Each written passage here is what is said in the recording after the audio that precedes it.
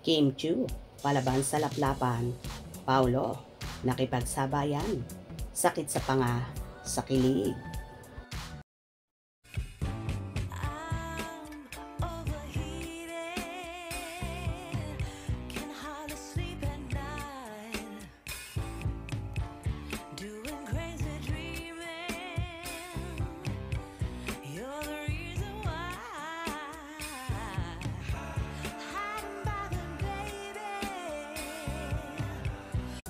Ang sakit sa panga.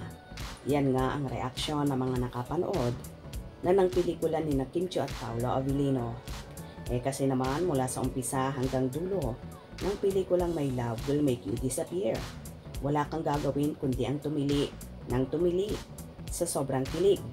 Ibang klase rin kasi ang chemistry ng Kim Pao na akalain mo talaga na magjowa na sila. Pero syempre meron ding mga eksena na maiiyak ka. Maaawa ka sa karakter ni Kim. Bilang si Sari, ramdam na ramdam mo kasi ang mensahe ni Kim, lalo na sa moment na nagsasabi siya sa karakter ni Paulo na si Jolo na mga gusto niya mangyari sa buhay niya. Wagas nga ang linyahan niyang gusto ko makipag sex habang umiiyak. Tama nga ang chika ni Kim na isa sa pinakamahirap na eksena niya yon na pagkahaba-haba ng linya na punong-puno ng emosyon. At syempre again, kung kilig ang pag-uusapan, umaapaw talaga yon sa Kim Pao. Grabe ang chemistry nilang dalawa. Na ang titigan pa lang nila, para ka na talagang maiihi.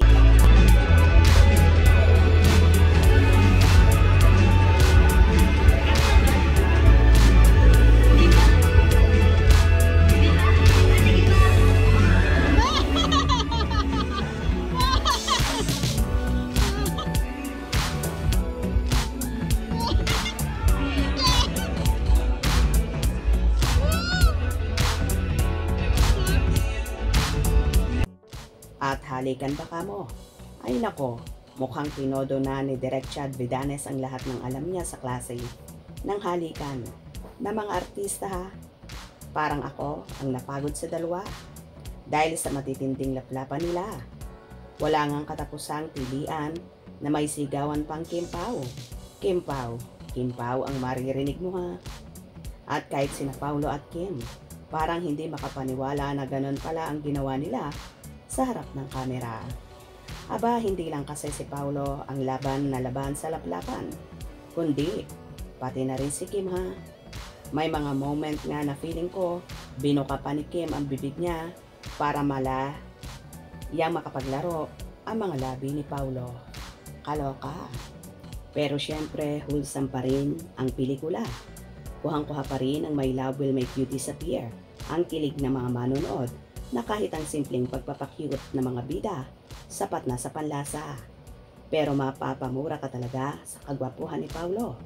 Keso hodang dumihan mo ang mukha niya, lagyan ng bigote at balbas, at wag masyadong ayusan ang buhok. Lutang na lutang pa rin ang kapogihan niya. Kaya naman hindi na ako nagtataka na sa bawat eksena na ipinapakita ni Paulo, walang ginawa ang mga fanay, lalo na ang mga kababaihan na magsigawan. Kaya ang ending, ang sakit ng mga panga nila sa kasisigaw at magarin ang mga mata nila sa pag-iyak sa mga drama ni Kim. Ay nako, sugod na sa mga sinihan para masaksihan nyo rin kung gaano katindi at kapalaban ang Kim Pao sa mga nakababaliw na eksena sa harap ng kamera.